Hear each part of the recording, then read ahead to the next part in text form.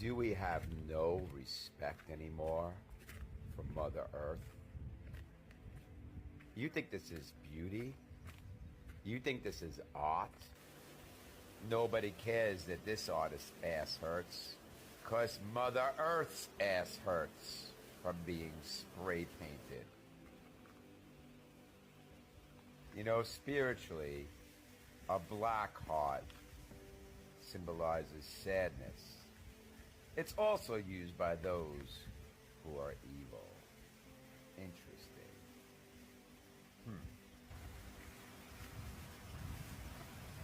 For miles and miles, as far as I hiked, every possible tree, stone, yada yada yada, has been deprecated, destroyed.